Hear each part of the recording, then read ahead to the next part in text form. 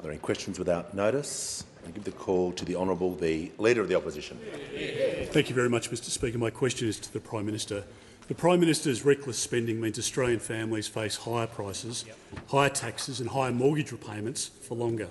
And despite 3 budgets, Labor's homegrown cost of living crisis worsens for families by the day. Prime Minister, our country is off track and this Labor government is damaging the economy and in so doing hurting everyday Australians. Why are Australian families paying the price for the Albanese Labor government's reckless spending, and when will this reckless spending stop? The call to the Prime Minister. Thanks very much, Mr Speaker. I'm asked a question about spending by the Leader of the Opposition, who was a Cabinet Minister and before that was, of course, Assistant Treasurer. And in the entire time that they were in office, they didn't deliver a single surplus. They promised one in the first year and didn't deliver one for the next 9 years. We turned a $78 billion deficit into a $22 billion surplus. And I'm asked about spending, Mr Speaker, so I'll give you some examples of the reckless spending of those opposite. $4 billion to cancel the French submarine deal. $1.8 billion paid out to victims of robo-debt. $444 million to the Great Barrier Reef Foundation without a tender process or even consulting the foundation. $660 million on commuter car parks where there was no train station. No train station. $423 million for an offshore processing contract awarded to a firm registered to a shack on Kangaroo Island. A shack on Kangaroo Island. The member for Herbert. $100 million on sports rorts, funding based on a colour-coded spreadsheet. $70 million on a COVID-safe app that only found 2 unique positive COVID cases. And speaking of COVID, remember the $10 million on a new Australian-made logo that looked like a COVID molecule. $10 million they spent on it, never to be seen again. Never to be seen again. Then there was the land at Western Sydney for the airport. The old Leppington land scandal, 10 times its value they paid. And that's before you get to the $20 billion that JobKeeper paid to companies that were increasing their profits. That's before you get to the $29 billion in NBN cost blowouts. The $31 billion cost blowout in one project, Inland Rail. $31 billion blowout. Mr Speaker, it takes some gumption to come in here and ask about spending. What we're doing is investing in education and training. We're investing in Australia's future whilst we are delivering responsible economic management, which is why we've cut inflation in half. No, order. The Minister for Infrastructure and the member for New England were going for continually interjecting during those answers. They are now both warned. If you wish to have a conversation, I can make that happen, and you can do it outside.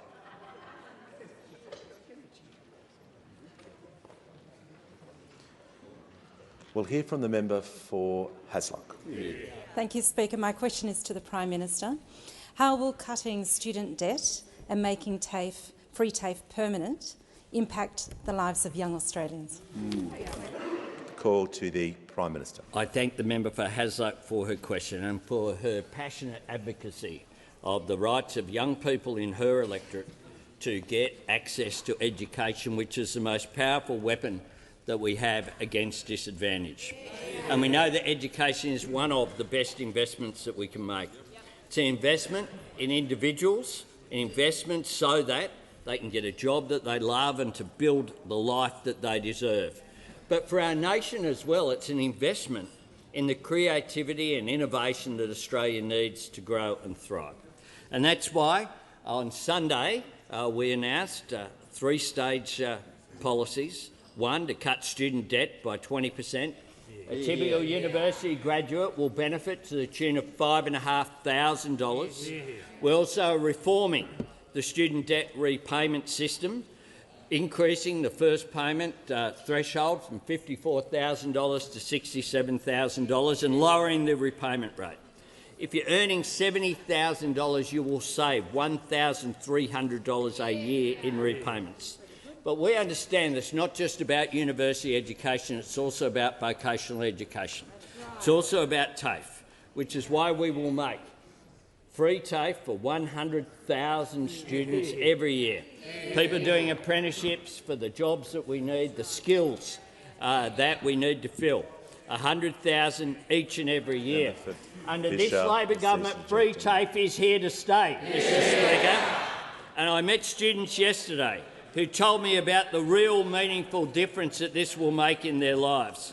I met an ANU student who said, as someone who's looking at close to $60,000 of debt by the time I finish my degree, having this wiped from it will make such a big difference in the future, buying a house.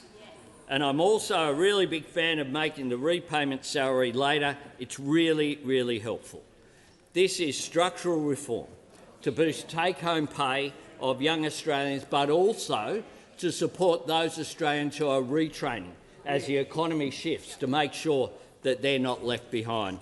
This is a positive initiative, but of course those opposite declared their opposition to this policy before it had even been announced. Sound familiar? A bit like tax cuts. And I'm amazed that Senator Sarah Henderson actually said this: it's a tax cut targeted to the big end of town. People earning 60. Those opposite who wanted to exclude low-income earners from any tax cut at all are now calling a policy that will help the motor mechanic apprentices who I met yesterday with the debt that they owe. Give the call to the Honourable, the Deputy Leader of the Opposition. My question is to the Prime Minister. We now know that just 13% of fee-free TAFE enrolments have resulted in a qualification being completed at a cost of $1.5 billion, all of which has been paid for by taxpayers. No. The Minister for Environment and Water is warned. I don't know how many times I have to remind members, but we'll keep reminding people till we get it right. When members on any side of the chamber have the supremacy, they have earned the respect to ask their question in silence. After that, the House is in control of its own destiny. But the Deputy Leader is going to begin her question again, and if there is any interjections on this side of the chamber, people will be removed, and I don't care how many people I remove. The Deputy Leader of the Opposition will begin her question again. My question is to the Prime Minister. We now know that just 13% of fee-free TAFE enrolments have resulted in a qualification being completed at a cost of $1.5 billion, all of which has to be paid for by taxpayers. Can the Prime Minister confirm how much of the $1.5 billion spent has gone to courses that will never be completed? Why is this Prime Minister addicted to reckless spending? Order. Members on my right, the Prime Minister has the call. I thank not just the Deputy Leader of the Opposition, I thank their entire Tactics Committee for that question. We have been asked, why is it that 4-year apprenticeships or 3-year apprenticeships haven't been completed? We have 3-year terms in this country. I support 4. But we have 3-year terms in this country. Therefore, fee-free TAFE didn't begin years and years ago. It began when we came in last year. Order. And as a direct result, will cease interjecting. As a direct result, there are more than 500,000 Australians have benefited from fee-free TAFE. 35,000 construction sector enrolments, 36,000 early childhood educators, 49,000 technology and digital sector enrolments, 131,000 care sector enrolments. 35% of the enrolments have been in regional Australia, making sure that they get access. For those opposite who never did anything for TAFE whatsoever, who indeed called fee-free TAFE wasteful spending. I'll tell you what's a waste. The waste of potential when people are held back from a job because they can't get the qualification that they need. The waste of experience when an older worker loses their job. The Prime Minister is talking and being directly relevant around the numbers and about the free feed TAFE. So in any objection he would say that he's being directly relevant. If he wasn't talking about TAFE, he was talking about other topics. So we're going to just listen to the Deputy Leader of the Opposition, just with that caveat that I have guided the House with. So she'll have the call, of course. The point of order is on relevance, Mr Speaker. My question included how much of the $1.5 billion has gone to courses that will never be completed. Yep. The Prime Minister was asked a question about spending, and there was a specific figure that obviously the Deputy Leader is after, and I understand that and I respect that. But whilst he's talking about free fee TAFE and the numbers, he is being directly relevant to the question. If he strays off the topic, I'll make sure he returns to the question. The Prime Minister has the call. Yes, Mr Speaker. I was interrupted when I was speaking about older workers retraining. For people who lose their job, you can either just leave them behind or you can give them a helping hand to retrain for the jobs as our economy changes. And that's why this is so important. That is a waste, to waste that experience and to say to those workers when things like the car industry was shut down because those opposite told them to leave from this dispatch box. We think those people should not be left behind. I tell you what's a waste as well, when housing projects can't get off the ground because there aren't the skilled workers to deal with them. I tell you what's a waste as well, when businesses have to look overseas, as a number of business leaders have lobbied and said, to have imported labour because we can't provide the skilled workers here. What we're about is matching up the jobs of the future with the skills and training of today and the future. That's the right thing to do, and it is astonishing that those opposite don't get it.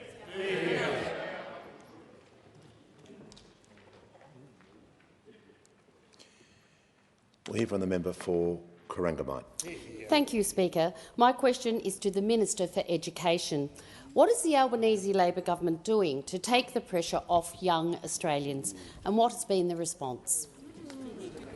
Call to the Minister for Education. Thanks, Mr Speaker, and can I thank the cracking member for Corangamite for the question. On the weekend, the Prime Minister announced that if we win the next election, the first piece of legislation that we'll introduce will cut all student debts by 20%. And if you're somebody that today is earning about $75,000 a year with an average student debt of about 27 grand, this is what it means for you. It means we're going to cut your debt by more than $5,000, and we're going to cut the amount of repayments you have to make every year by more than $1,000. And I spoke to some uni students yesterday about what this means, what this really means for them. And this is what Sam said, quote, "This makes a big difference to how quickly I pay it off, but also not having to pay as much week in, week out. It's going to really make a difference when I'm trying to get on my feet straight out of uni." This is what Georgia said. "When I want to buy a house, having the amount of money that I'm going to have taken off by 20% is going to be huge." And this is what Adam said. "It's going to make me be able to buy a house sooner and to do all the things that I want to do." That's what it means for so many young Australians right across the country. The Liberal Party want them to burn through their superannuation to buy a house. They want them to have to cut into their retirement savings. We want to cut their debt.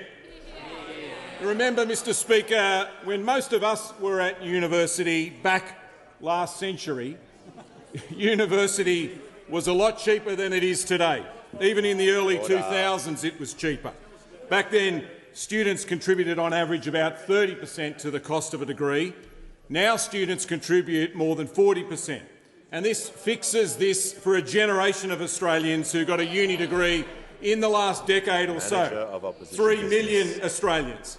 And that includes 18,000 people in the electorate of Corangamite, 20,000 in the member for Lindsay's electorate, 20,000 in the electorate of Deakin, 20,000 in the member for Bradfield's electorate, 22,000 people in the electorate of Blair, 23,000 in Fadden, more than 23,000 in the electorate of Chifley, and more than 26,000 people in Werriwa.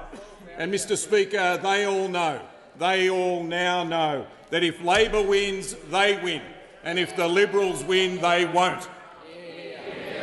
Before I call the honourable member for Warringah, I'm pleased to inform the House that present in the gallery today is a delegation of members of the Sovereignty Military Order of Malta, led by Grand Master Frajon Dullop. And I'm also pleased to advise that we have students from Canley Vale High School from the electorate from the member for Fowler. Welcome to you all.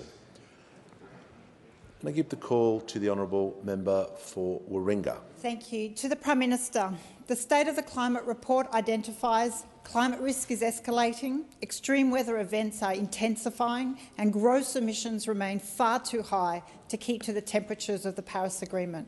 What is missing is political will to reduce gross emissions. We've seen in Spain, communities are paying the price with their lives. Voters are entitled to know the government's position before the next election. Will you announce and commit to an ambitious 2035 emissions reduction target? The call to the Prime Minister. I thank the member for Warringah for her question and acknowledge her genuine commitment to acting on climate change and the fact that she has been such a strong advocate on these issues. I share the concern that is identified by the work that the CSIRO have done. The science has told us for some time that Australia not only is, because we're part of the globe, is vulnerable to increased temperatures. The science is telling us the temperature rise here is higher than the international one, higher, because we are particularly vulnerable. It also shows, this report says, that there will be a decrease in rain but more intense. So if you have drier areas and then you have an extreme rain event, then you'll have more flooding. And I don't know why this is funny. Order. For those people who deal with natural disasters in this country, and I've been in a range of electorates dealing with that. Order. No, the Prime Minister's going to pause. The member for Mitchell is not helping the situation and is now warned. We're just going to reduce the level. It's far too high. I just want to hear what the Prime Minister is saying. The member for Warringah has asked her question. She deserves a response, as every member does who asks their question. So for the remainder of this answer, we'll just listen, hopefully in silence. In the relatively short time that I've had the privilege of being Prime Minister of this country, I've been to Fitzroy Crossing in Western Australia, looking at the devastation that was there, and then that whole region cut off because of the bridge being washed away. I've been to the Riverland in South Australia, looking at the devastating impacts that have occurred there. I've been with the member for Riverina and the member for Calare, having a look at the damage that was there in Western New South Wales and the area just to the north of us here in Canberra. I've been to far north Queensland, including with the member for Leichhardt, with the devastating impact that it had in places like Wujal, as well as in the northern beach areas of Cairns in particular. I've been to the Gold Coast hinterland and had a look at the impact there. What that tells us is that we are particularly vulnerable to these extreme weather events. Now, we have a very strong target that is legislated. For the first time, we legislated net zero by 2050. We legislated for a 43% reduction by 2030, and I thank the member for Warringah and others who supported that decision.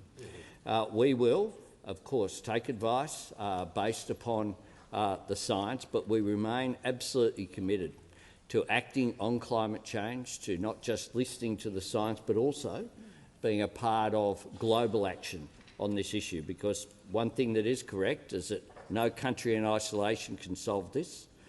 We need to work as part of the global community to make a difference for this generation, but more importantly as well for the generations to come. The call to the member for Canberra. Thank you, Speaker. My question is to the Treasurer. How is the Albanese Labor government helping young people with the cost of living, and what obstacles need to be overcome? The call to the Treasurer. Speaker, I want to acknowledge that the member for Canberra is a powerful and persistent advocate for students and young people, not just here in the capital, but right around our country. And on this side of the House, we take the intergenerational issues in our economy very seriously. We know that people are under pressure right around our communities, but often that pressure is felt disproportionately by young people and by people who are carrying a lot of student debt. These are some of the motivations for the changes that we made to the tax cuts, to make sure that more young people actually got a tax cut, on top of what we're doing on wages and rent assistance and building more homes as well. Because we are all about making sure that more Australians, including young Australians, can earn more and keep more of what they earn. And that's what our changes to student debt are all about as well, keeping more now to help with the cost of living and paying less back, trying to ease the burden where we can do that in a responsible way. And I wanted to confess, Mr Speaker, that I was a bit surprised when those opposite came out against it, but I shouldn't have been. I shouldn't have been, because they've got form when it comes to the cost of living. Every time we've tried to help people doing it tough, those opposite have opposed our efforts, Mr Speaker. There is always room in Liberal budgets for waste and rorts, but never room to help people who are doing it tough. And this goes to a big defining difference here in this parliament, Mr Speaker. We want to slash inflation and student debt. They want to slash Medicare and funding for housing in our communities. And in government, they gave us much more public debt, and now in opposition, they want much more student debt for people to contend with. Now, on their watch, gross debt more than tripled, and even before COVID, it had more than doubled. And we've been doing what we can to clean up the mess that we inherited: banking revenue, finding savings, delivering two surpluses for the first time in almost 2 decades, a $172 billion turnaround in 2 years, $150 billion less debt, $80 billion less interest on that debt. And that's because responsible economic management is not anathema to helping people doing it tough. It's central to it.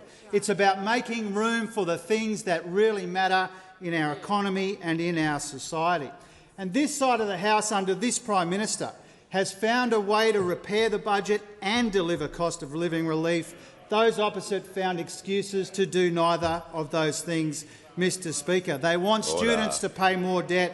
They want people doing it tough because they think it will serve their political purposes. And that's why the opposition leaders' reckless arrogance poses such a risk and comes at such a cost to Australians who are doing it tough, and especially in this instance, young people.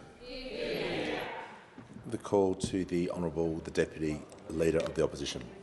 Thank you, Mr Speaker. My question is to the Prime Minister. The government's own question time brief says that the most enrolled fee-free TAFE courses include early childhood, cybersecurity, individual care and support, courses that take at most 6 to 12 months to complete.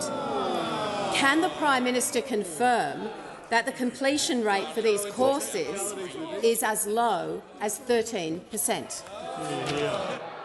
Order. Order. Order.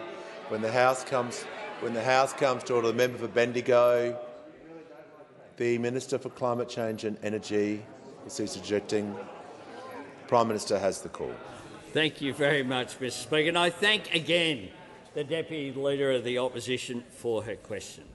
I'm not sure whether it's the idea of giving people the opportunity to achieve their aspirations, to get a better life, which is so offensive, or the fact that TAFE often comes with a word in front of it that they find offensive, public, that it's part of the public system, that opens up opportunities for everyone. We know it's a triggering word for those opposite. But we've had a range of criticisms put. The fact is 35,000 of these places have been construction sector. 131,000 are in the care sector.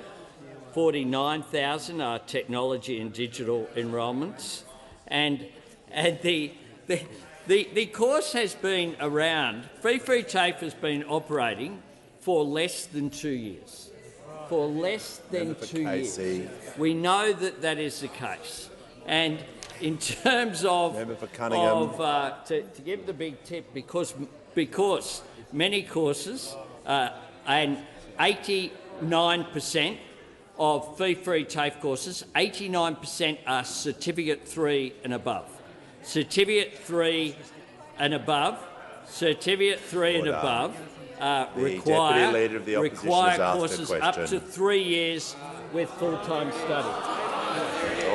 Something that's beyond those opposite.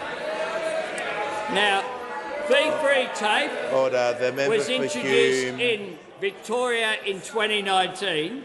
The 4-year completion rate for free TAFE in Victoria is higher than the 4-year national average for university students in the same time period. That's just a fact. And those opposite not only want to stop students getting less debt, they now want to denigrate them on the way through. And we know why. It's incredible that Senator Sarah Henderson said it's a tax cut targeted to the big end of town. She also said Labor's policy reeks of unfairness and elitism. The leader of the Nats said there's a lot of nice-to-haves, but we're in a cost of living crisis where we can't just look after 3 million people. This is the same bloke who said that we can't change the tax cuts to look after every taxpayer. That was a disaster. So they're all over the shop, Mr. Speaker. The Prime Minister will conclude Free his answer. TAFE is here to stay, and it's a good thing, and I encourage you to continue to oppose it. Concluded.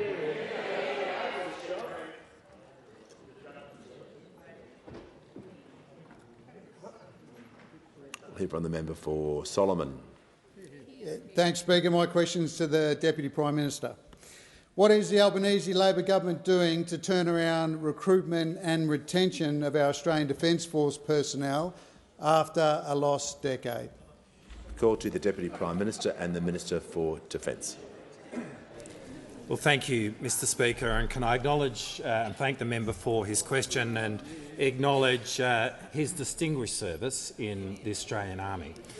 When this government came to power, we inherited a Defence Force that was shrinking. Indeed, when the Leader of the Opposition was the Minister for Defence, the ADF shrunk by 1,400 personnel. Now, over the last 2.5 years, we've taken some really important steps to start to turn this around. We've improved the offering around defence housing for defence families. We've increased their access to defence health. We have widened the number of courses that our Defence Force personnel can study, and we've increased defence wages. And because of all of this, we've now seen the separation rates in defence drop from 11% down to the long-term average of 9%, and for the first time in 3 years, the Defence Force is now growing. But there's a theme here: housing, health, education, wages. Just as in the wider community, these are the issues which matter to our Defence Force personnel. And in each of these areas, in defence but really across the country, the Albanese government is making a difference. Now, Mr Speaker, today the government released its 2024 Defence Workforce Plan, and it includes an expansion of the continuation bonus such that we will be offering a second bonus to those in that 7 to 9 year service band, which will bolster our middle ranks, which is where we need people the most. We are improving retention, we are increasing recruitment, and we are now growing the Defence Force of the future. Now, when those opposite were in power, they talked a big game about growing the Defence Force. They promised to increase it by 18,500 Defence Force personnel, but in truth there was nothing behind that. They didn't remotely properly fund that. It really was just a couple of press releases, and the fact is that when they governed, the Defence Force shrunk. The gap between their promises and their reality could not have been more stark. The Liberals have no credibility when it comes to defence, nor the welfare of our Defence Force personnel. But on this side of the House, the Albanese government is making the difficult decisions, but most importantly, we are funding them to build the Defence Force of our future to keep Australians safe. Call to the member for Hume. Prime Minister, the Albanese Labor government is writing off $16 billion of taxpayers' money on HECS policy. Respected economist Chris Richardson has called this dumb and a fairness fail. Prime Minister, our country is off track and this Labor government is damaging the economy, hurting everyday Australians. Why are Australian families paying the price for the Albanese Labor government's reckless spending? Call to the Treasurer. Thank you, Mr Speaker. Those opposite gave Australia much higher public debt and much higher student debt. And this side of the House is giving Australia much lower public debt and much lower student debt. We think lower public debt and lower student debt is a good thing. We know now from the reaction to our announcement on the weekend that you think that lower student debt is a bad thing. And so let every young person and everyone in Australia with student debt understand this side of the House is trying to cut your student debt. That side of the House wants you to have more student debt. Millions of Australians. He wants to have more student debt. Now, Mr Speaker, I can hardly believe my luck being asked by the Shadow Treasurer about public debt, because since we've come to office, there has been $150 billion less public debt because of our responsible economic management. And because of that $150 billion in less debt, Australians will pay $80 billion less interest on that debt. And if those opposite were still sitting over here, Australians would still be copping it in the neck when it comes to those higher debt interest repayments, Mr Speaker. Now, because we've been able to deliver two surpluses, not an outcome that those opposite are familiar with, because we've been able to improve the underlying cash balance by $172 billion in 2 years, the biggest nominal improvement in history, because we've been able to do that, we've been able to see much less debt than what was forecast by those opposite.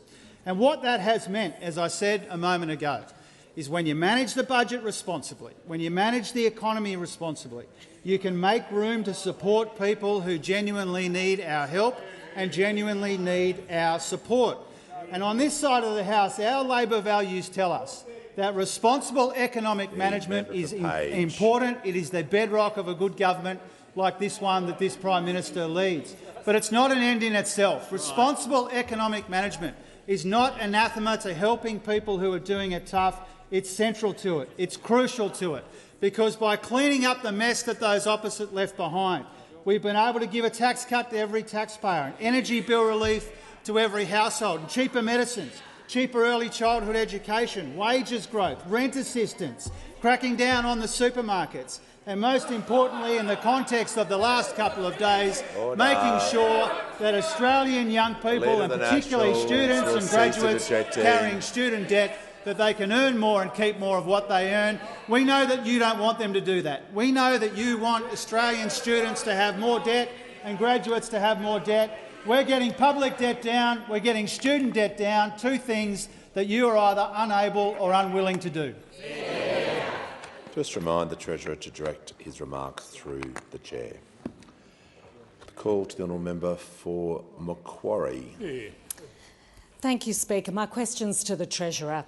What does the decision taken today by the Reserve Bank mean for Australians? And what progress is being made in the fight against inflation, and how does this compare to other approaches? Call to the Treasurer. Thank you, Mr Speaker, and to the member for Macquarie for her very timely question, because the Reserve Bank has indicated in the last few minutes that they'll be leaving rates on hold at 4.35%. Australians would understand that this outcome today is not a surprise. It was an outcome that has been flagged well in advance by the Governor of the Reserve Bank. And what this means is that rates haven't gone up since last Melbourne Cup Day. So it's been a year now since rates last went up. And that reflects, I think, Mr Speaker, that reflects two things. Firstly, the impact of rate rises already in the system. Australians are already doing it tough enough when it comes to dealing with these higher interest rates. And secondly, it reflects the progress that we are making together in the fight against inflation. And we saw that in last week's inflation numbers. Inflation is back in the target band for the first time since 2021. It means that the inflation that we inherited at 6.1% is now 2.8%, at the same time as underlying inflation is coming down, monthly inflation is coming down in welcome and encouraging ways. When we came to office, inflation was much higher and rising. Now it's much lower and falling, but we know that people are still doing it tough, and that's why our cost of living help is so important. Now, Mr Speaker, the outcome today is not a surprise, but I direct the House to the new forecast released by the Independent Reserve Bank today, because what those forecasts show is whether it's headline inflation or trimmed mean inflation, they have lowered their forecasts for inflation over the next little while, Mr Speaker. So if you take inflation overall, Mr Speaker, headline inflation, they have downgraded it from, for the end of this year, from 3% to 2.6%. For the middle of next year, from 2.8 to 2.5, the middle of the band. And they've downgraded inflation even out in 2026, Mr Speaker. And for those opposite who ask me about trimmed mean inflation, they should also recognise that trimmed mean inflation, they have lowered their forecast for trimmed mean inflation across all of the forecast period, Mr Speaker. So what this shows is that we've been able to fight inflation without ignoring risks to growth and without sacrificing the gains that we've made in the labour market. We have struck the right balances by taking the right economic decisions for the right economic reasons. And because of that, we are confident but not complacent about a soft landing in our economy. We would much prefer a soft landing than to clean up after the hard landing that those opposite would prefer for political reasons, Mr Speaker. What these new forecasts show is that we continue to make welcome and encouraging progress in the fight against inflation, and the new forecasts released by the Independent Reserve Bank in the last few minutes go to that point. Call to the Honourable the Deputy Leader of the Opposition. My question is to the Minister for Skills and Training. Of the government-funded fee-free TAFE courses that have been commenced since this government was elected, with a duration of 2 years or less, how many have been completed? Call to the Minister for Skills and Training. Thanks, Speaker, and I thank the Deputy Leader of the Liberal Party for her question. We know that when they were in government, they cut $3 billion from TAFE, $3 billion, and left our governments with cleaning up the mess. The worst skills crisis in 50 years, the second worst across the OECD. And they've asked a few questions about reckless spending, and the Prime Minister detailed quite a few examples, but 3 minutes— The Minister's going to pause. He's entitled to a preamble. He wasn't asked about previous government. He wasn't asked about— Order. Order. Just the Deputy Leader of the Opposition. We're just going to come to order. The Minister's been asked a question. It's a fairly direct question regarding current figures, not previous years, entitled to some compare and contrast. I'm just going to draw him back to the question to make sure he is being directly relevant. He's had his preamble. The member for Latrobe will leave the chamber under 94A. When we're dealing with matters, interjections are highly disorderly. Order. So give the call to the Minister for Skills and Training. Thank you, Speaker, and I think that may have been the first contribution by the member for Latrobe in this parliament, just as these have been the first questions from the Shadow Minister in this portfolio. As the Prime Minister made very clear, fee-free TAFE has been in existence since 2023. Many of the courses, as the Shadow Minister is well aware, even if taken full-time, take a longer period of time than we have been in government. Every single day, people are enrolling in fee-free TAFE, getting the opportunity to gain a skill or to retrain. The majority of them women. Many in... What was that?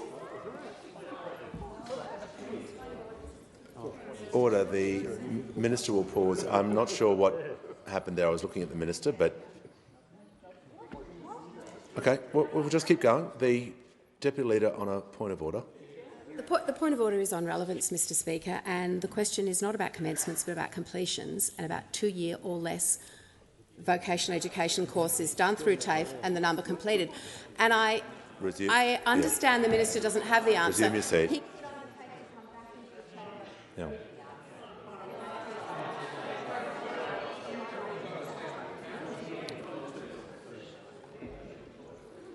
Because once a point of order is taken on relevance, it's not an opportunity to simply be able to give further explanations or directions. Order. The Minister has been already called to order regarding his answer. The member has asked and raised a point of order which he's entitled to do. So the Minister is going to be directly relevant to the question. May not give a figure that the member would like. We've been through this before. If he is not going to be directly relevant and talk about the government policy that he is responsible, he'll be sat down. The Minister has the call. Thanks, Speaker. Just today at CIT in Bruce, I met 2 students studying diplomas of nursing who excitedly told me they were 10 hours away from completing. These are stories. These are stories that go right across members the on my program. left. And again, members opposite seem to think it's funny. It is very clear, Speaker, that there's going to be a big choice at the next election between our commitment to fee-free TAFE and the opportunities it is giving more than 500,000 Australians around the country, or a return to Hamburger University, $72 million to McDonald's, $30 million to Grilled. The Chief Government Whip. There has already been a point of order on relevance, so the Leader of the Opposition will be given some latitude, but I'm asking him not to abuse standing orders. Mr Speaker, there is a tremendous sense of déjà vu with this minister, but my question to you is,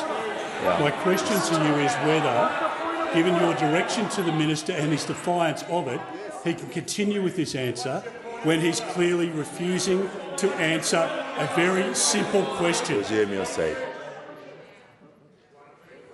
Member for Moreton is warned. The Leader of the House. Mr Speaker, on 2 things to the point of order. First of all, your warning against abuses of a point of order were followed immediately by an abuse of a point of order. And secondly, in terms of direct relevance, the question asks about completions and the Minister is talking about completions. If the Minister wasn't talking about people completing TAFE, if he wasn't talking about people graduating from TAFE, he was talking about another topic, he wouldn't be directly relevant. So everyone needs to understand when it comes to direct relevance, he has been cautioned. If he strays off that, the Leader of the Opposition is also correct that he won't be given any more chances. So he's got 1 minute remaining to make sure that his answer is being directly relevant about the question he was asked about TAFE, free TAFE and completion. Order. The Leader of the Opposition. The Leader of the Opposition is now deliberately disrupting And everyone needs to understand that for question time to operate, everyone needs to show some restraint, just to ensure that we get through the business and order of the House. With that said, and those directions to the Minister, he now has the call. Thank you, Speaker. I was talking about completions. What we have seen over the 20 months that Fee Free TAFE has been operating is more than 500,000 Australians have enrolled. They are pursuing their courses, some full-time, some part-time. They are getting skills our economy needs and they want. It is the opposite of the wasteful spending under the BAC and the CAC that was more reckless spending from members opposite. They are continuing to talk down Australians and Australia. It's very clear that they're going to propose a series of cuts when it comes to TAFE and to free TAFE at the next election. And if that's the fight they want to have at the next election, I say bring it on. The House comes to order. We'll hear from the member for Parramatta. Thank you, Speaker. My question is to the Minister for Communications. How is the Albanese Labor government supporting Australian families to keep young people safer online? Call to the Minister for Communications. Thank you, Mr Speaker, and I thank the member for his question. The Albanese government understands that parents and communities are concerned about the harmful impacts of social media on young people and they want action. And that's why we are introducing legislation this year for a minimum age to access social media. This legislation will help parents manage the problems of screen overuse and tackle addictive features like infinite scrolling. I was pleased to represent the Prime Minister at the recent Social Media Summit jointly hosted by New South Wales and South Australia. This is a national problem and it requires a national approach. At the summit, I heard about the harms that can arise from excessive screen time and from content that encourages self-harm amongst many others. 2/3 of 14 to 17-year-olds have viewed extremely harmful content online, including drug abuse, suicide or self-harm, as well as violent and gory material. This is unacceptable and must be addressed. Our legislation is intended to support parents in overseeing how and when their children use social media. And this is why we will place the onus on the platforms, not on users. Platforms will be required to demonstrate they are taking reasonable steps to comply with our laws. We are on the side of Australian parents and we are on the side of Australia's young people. At the summit, I also heard about the importance of online environments for young people to connect and access support or access legitimate children's content. I'm grateful for the feedback and views that have been put forward by young people and mental health advocates. We've been listening to make sure we get this right. And that is why our proposed legislative design includes an exemption framework, which will provide a positive incentive for digital platforms to develop age-appropriate, safe and healthier versions of their services. Exemptions will complement the minimum age, because we know that harmful content doesn't stop when you reach a particular age. Mr Speaker, we've already seen that platforms can do more and they should do more. And we've had very useful discussions with experts across the country on what age we should legislate and how this should be done. And it was instructive to meet with former Chief Justice French and receive his useful reflections on the government's approach. Indeed, this is an issue that governments and regulators around the world are grappling with, and I note that Norway recently announced it would also be setting an age limit for social media. And Mr Speaker, engaging with parents and youth advocates, it's clear to me that there's an understanding of our nuanced and balanced approach. And I note recent research showing an overwhelming majority of Australians support this, and fundamentally that is what this legislation is about. Give the call to the honourable member for Kennedy. Treasurer, the ABC reported in October that we're officially a vanishing race. Birth rates halving as families struggle to make ends meet. The cost of starting a family is simply out of reach. Will you implement your own advocacy a federal overriding of the state's regulatory impositions that strangle home building, break up the cold and worthless duopoly, delivering a 30% reduction in food prices, and get real leery, enforcing Morris Iema's ethanol initiative, Brazilian petrol prices $1.10 a litre. Treasurer, can you join Red Ted and Blackjack on the Wall of Fame by U-turning Australia off our current highway to extinction?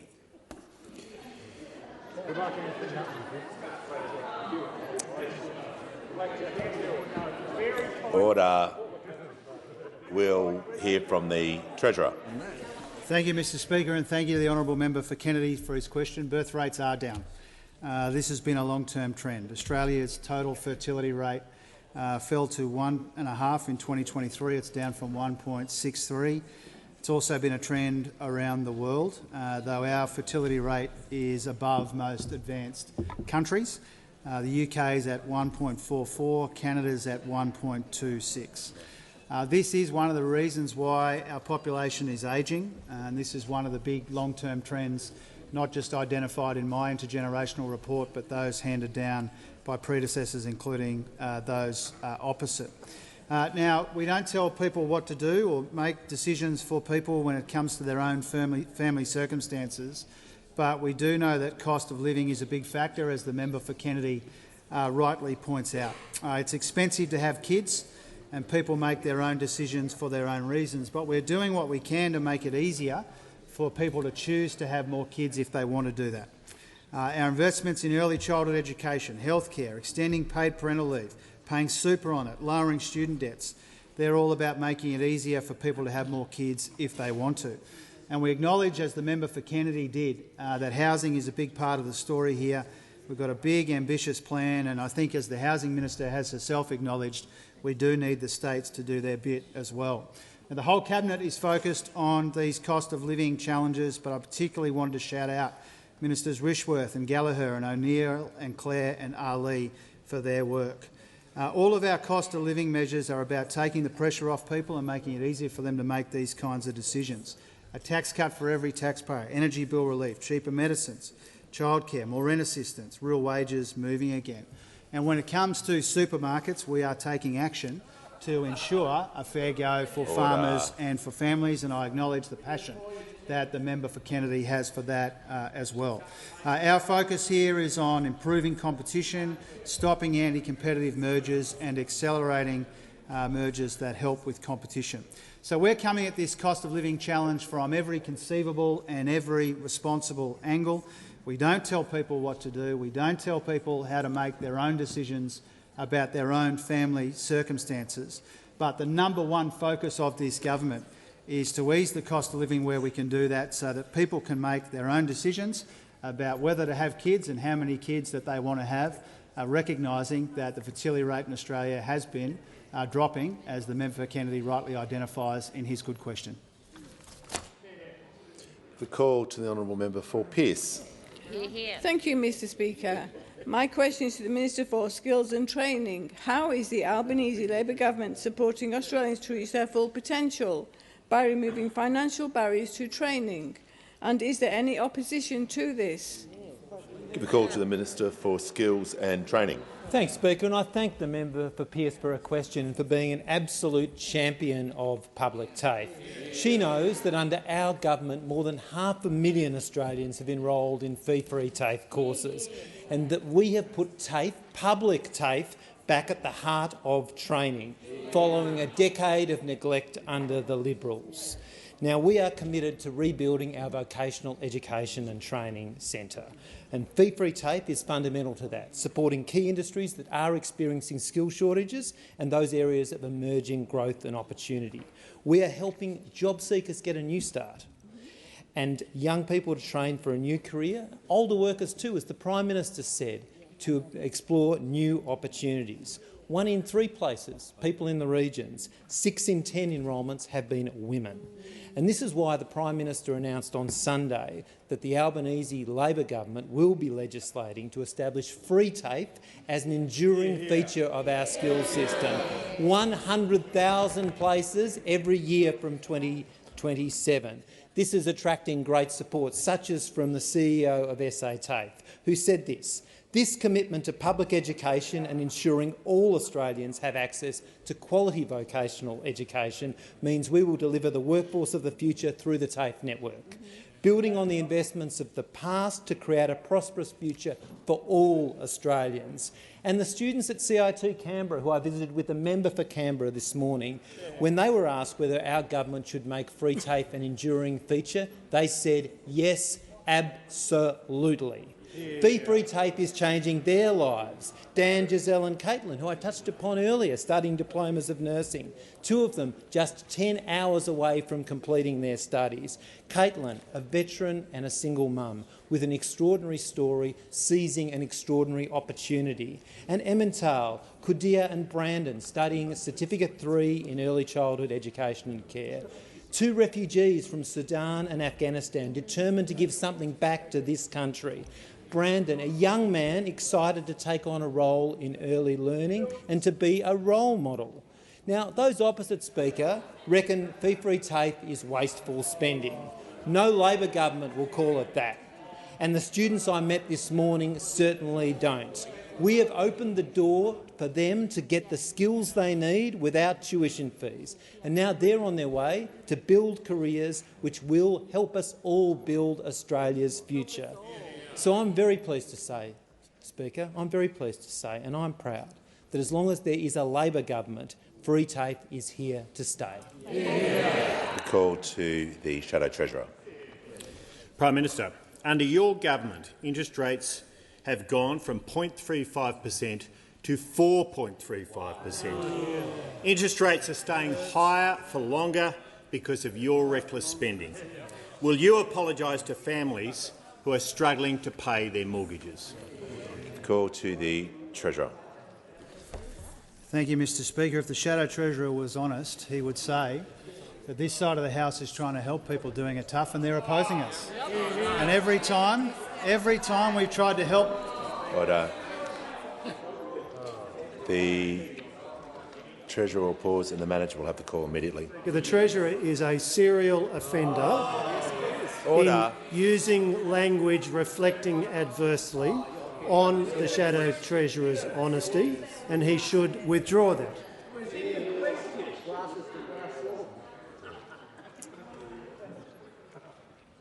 Order. The Treasurer just needs to ensure that he's not reflecting on members by calling someone that term, but it also goes 2 ways with what's in a question as well, in terms of the direction of what you're saying about the person, just to assist the House so we can move forward and get back to the answer. I'm just going to ask him to withdraw and to move forward. Thank you, Mr Speaker. I withdraw.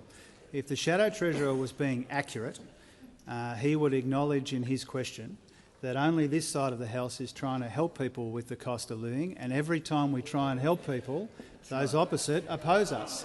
Now, that is a matter now of public parliamentary record. When we went to give tax cuts to every taxpayer, they called for an election over it. When we said we wanted to give households energy bill relief, they opposed it. On one occasion in the first round, they voted against it.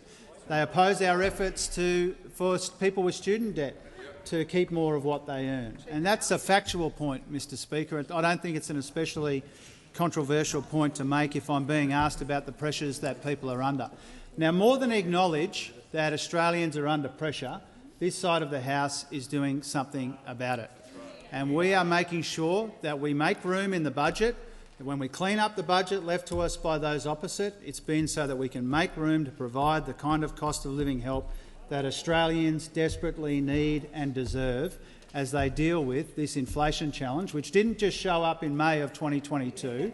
In May of 2022, inflation was more than double what it is now on our watch. And if the Shadow Treasurer was accurate, he would acknowledge that point as well, Mr Speaker. But he's not very good when it comes to accuracy, and to be fair to him, it's something that afflicts a number of those opposite. The Shadow Finance Minister said today that there were 27,000 taxpayers in Australia when there are 13.5 million taxpayers in Australia. She said that yesterday. Last month she said inflation hadn't gone down in over 2 years when it has more than halved. And yesterday, the Shadow Treasurer said next year was 2015. He said next year was 2015, Mr Speaker. He was like that Ron Burgundy character in Anchorman reading out the cue cards that he didn't understand. Order. Mr Speaker, that's what we saw yesterday. Order. Now, he either fails to acknowledge or he fails to understand that interest rates started rising on their watch, that inflation has come down substantially on our watch, and the budget is in much better nick because of our efforts.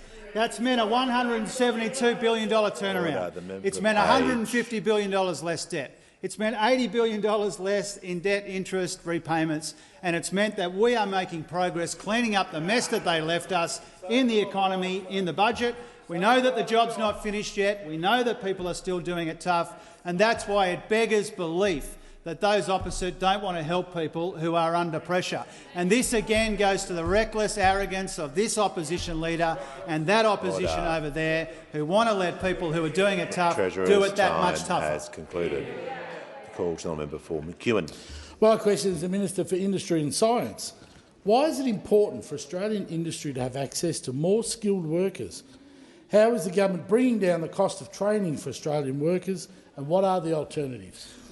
Call to the Minister for Industry and Science. Thanks, Speaker, and thanks to the member for McEwen, who, like everyone on this side of the House, wants to see Australian manufacturing move forward, mobilising industry to make more things here, ship them everywhere, and being able to train and grow our industrial workforce. That's a big part of making that happen. We'll always need the riggers, the metal workers, the plumbers, the sparkies and the technicians.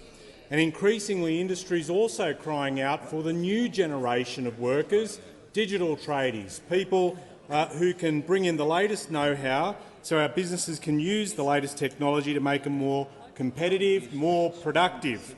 And when we came to government, we set a target of 1.2 million tech workers by 2030, and we're well on the way to meet that.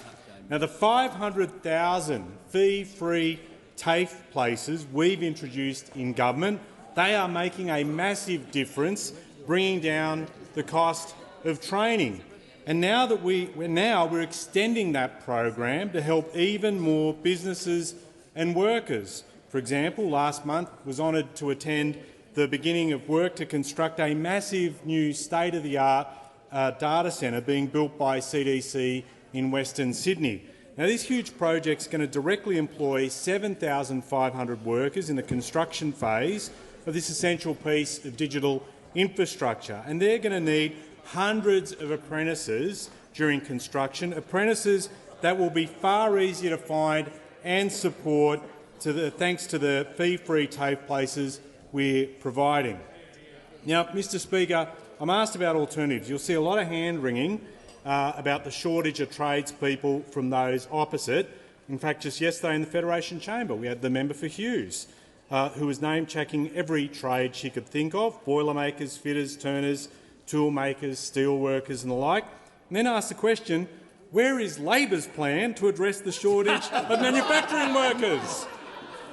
This is our plan: 500,000 fee-free TAFE places, investing in TAFE. We've come a long way from the years of coalition governments refusing to fund national skills agreements, presiding over funding cuts, refusing to back public TAFE, continuing to do that. We want to revitalise Australian manufacturing and train up Australian workers to help deliver that. The Coalition has spent the bulk of their time this term criticising everything, delivering nothing. No costed actual policies, quick to chip, slow to think, and while they are simply got nothing to offer Australian manufacturing, our government will deliver the skilled workers Australian industry needs. Give the call to the member for Ryan. Thank you, Speaker. My question is to the Prime Minister. As we speak, that big horse race is happening in Melbourne. Many thousands of people, encouraged by advertising, will gamble away millions today.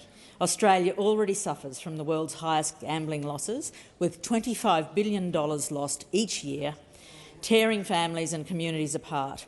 Why won't your government commit to a total ban on gambling ads? Call to the Prime Minister. I thank the member for her question. I'll make this point. Indeed, the Melbourne Cup, I assume, is being run as we speak here. And we are here working. We are here working. But I tell you what I don't do. Order. I don't look down my nose or begrudge people who in workplaces around Australia are watching that race today. I don't do that. I don't do that. They have a right to do that.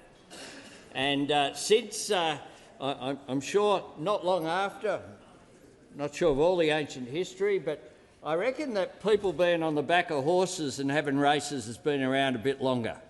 Been around a while. Been around a while.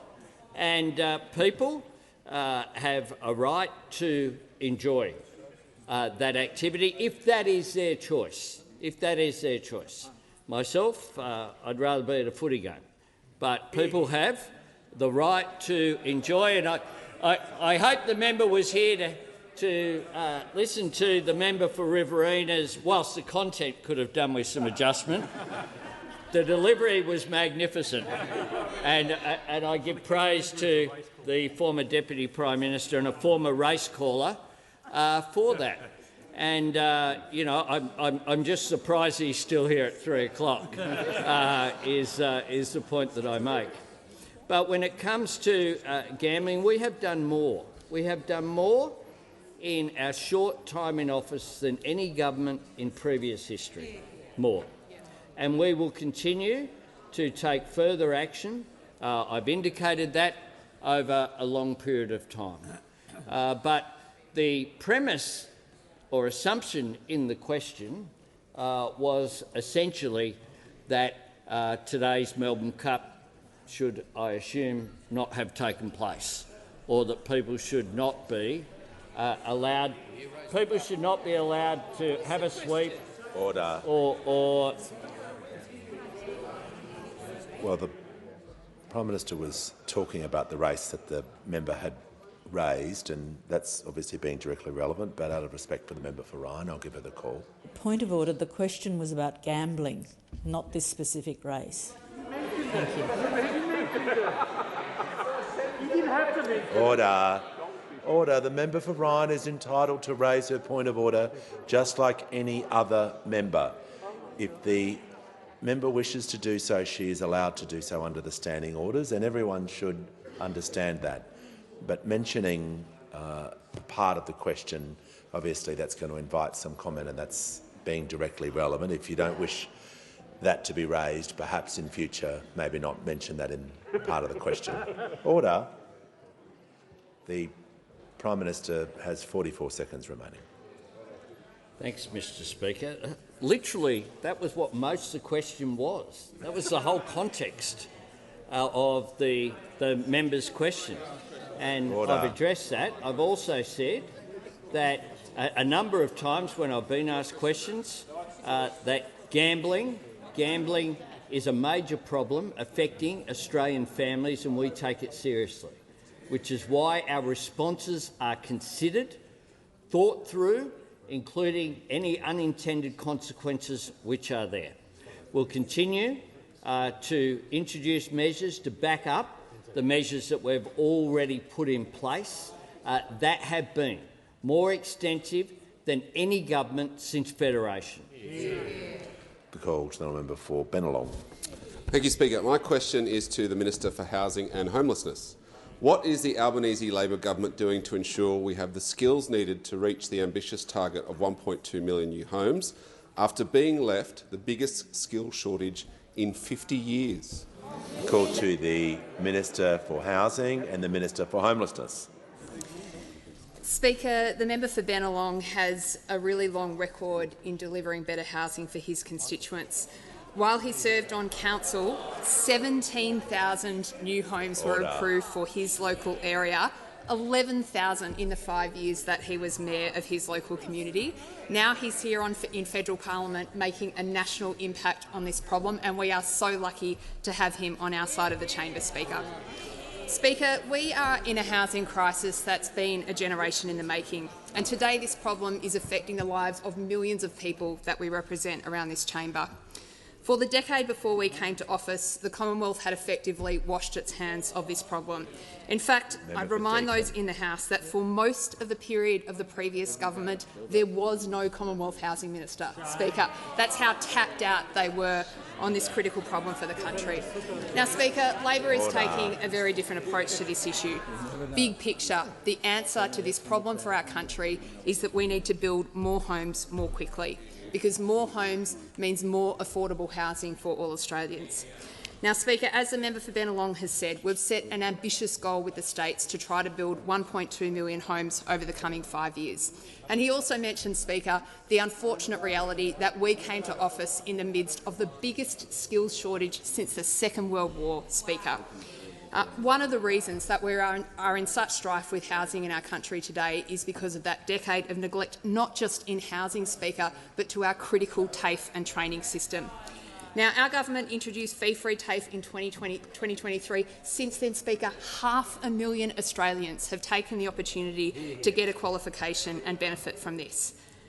500,000 people have sought to change their lives through this policy, Speaker, and there is not a single person on this side of the chamber who would describe that as a waste, Speaker. Something I cannot understand about the attacks that are coming at us today is this fundamental difference about how we perceive education and skills in our country.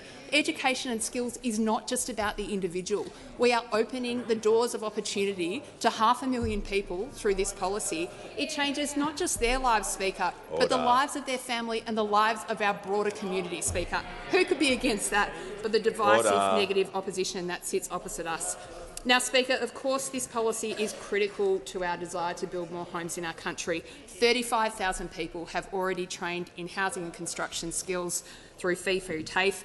We've added another 20,000 to that in our last budget, and of course the Prime Minister has just announced this policy is now going to be permanent. This is a really good and important thing for our country, and a big contrast, Speaker. The Liberals want to cut funding to housing, reduce your choices and saddle you with more debt. Labor wants to invest in housing, give you options and make things fairer for the next generation. To the Prime Minister. Thank you, Mr. Speaker. I ask further questions be placed on the notice paper.